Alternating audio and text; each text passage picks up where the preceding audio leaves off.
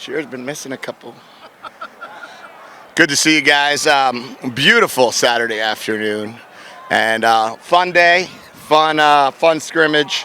Obviously, split the teams up as you guys saw, split the squads up, split the quarterbacks up, split the coaches up, and tried to stay healthy, which we did. I saw no injuries today at all, which is a very good positive going into the summer training program, and just excited where we are.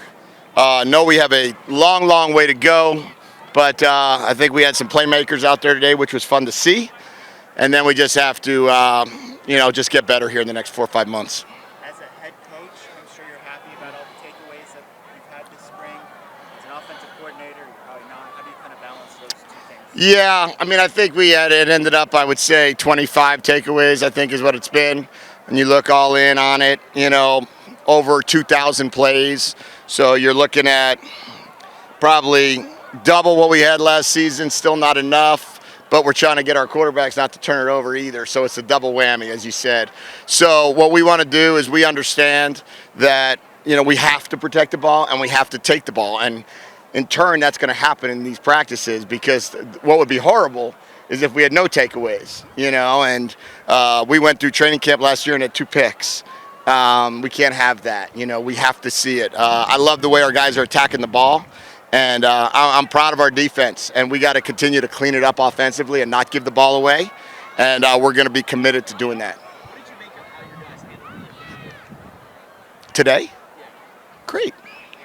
I thought it was great. Why? What did they do? It seemed like there were just more passing interference calls. Oh, yeah, the normal in a practice. Yeah, well, I think, we had the Pac-12 officiating crew, so we had a crew that we're going to be needing to deal with, and I think it's really good for our team to be able to see that some of the calls that aren't made at practice are made, and our guys have to understand that. When you play as much, one-on-one man coverage or 3-deep zone, that you can't, assume that every play is not going to be a PI, which kind of happens at practice. So I thought it was really good for our guys to see that some of those calls are calls. I think that they handled it and understood that, hey, if it's a 15-yard penalty, it is what it is, and we got to bounce back for the next play. But I think it's really good on the film to be able to show those guys that, hey, this is a penalty, even if it's not called in practice. No one looks decisive. What impresses you I would say, I agree with you 100%. We say that the 3 biggest traits of a quarterback is decision-making, timing, and accuracy.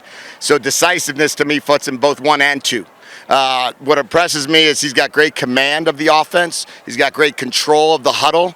And when you see him play, the ball comes out of his hand, flies out of his hand, but the guy knows exactly where to go with the ball, and he does it with great rhythm and timing. Can you talk about how Jedd and Noah have picked up the offense from the beginning of spring till now?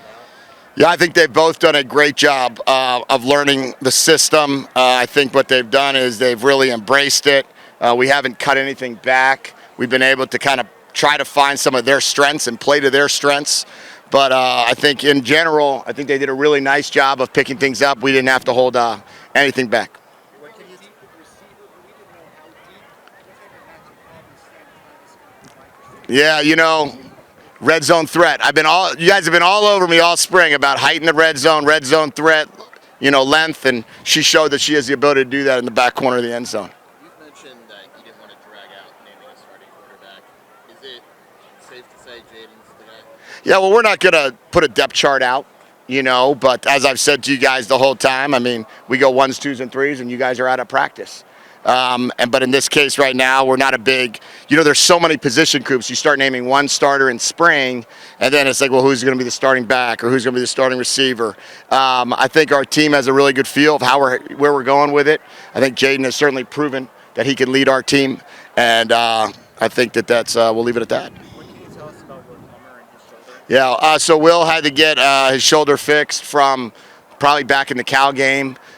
We tried to go through a more conservative approach early on because it's his throwing shoulder, not something that you necessarily want to have to fix. But made the decision this past week to fix it yesterday. And from all accounts, it was successful, but now we just have to wait and see. Do expect him back sometime, probably end of August through end of September, somewhere in that range.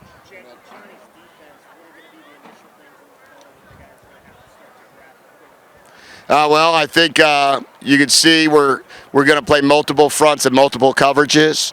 So what you have to do if you're a multiple coverage defense, you're going to have to be able to adjust to multiple formations. And what you have to adjust to in college football is tempo, different formations, unbalanced formations, exotic formations, which are some of the things you don't necessarily adjust to as much in the NFL. So I think Johnny's got a great grasp. He's coached in college football in the Pac-12 almost his entire career. So I think those kids have to just continue to believe and trust that you got to have great zone eyes if we're playing zone, and you got to be aggressive to the ball if we're playing man. Do you have a rough count? Do you have a rough count on football alumni who are here? Yeah, I think we had 260 signed up. 260 that registered yesterday that were here in Tucson, which last year we had 170. So I think we're up 90 or 180 last year, so we're up 80. And then hopefully there were some other guys. Obviously our team from last year, they didn't register and they were all at the game, so I guess they count too now. Stanley Berryhill was the only one that registered. As usual, does everything right. Speaking of which, Jalen Harris still has the #1 jersey. There's no one who has it on offense. Is that still going to be a contest? Yeah, one is up for grabs. I think there's a certain etiquette when it comes to the #1 that Jalen played with it all last year, never missed a game, never missed a practice. So he will maintain #1 on defense. And then he's been here 6 years. And then on offense, that thing's up for grabs right now, and there's a lot of people asking for it. We'll wait till camp. Just real quick. Yeah. Jacob Reese. About the situation. What details? Yeah, so I spoke with Jacob and spoke to the team today after he released it, and right now at this point in time, what he said is actually where we're at. So it was all diagnosed upon arriving here. Can't tell you how appreciative I am to our medical staff for finding it in his physical the day he got here.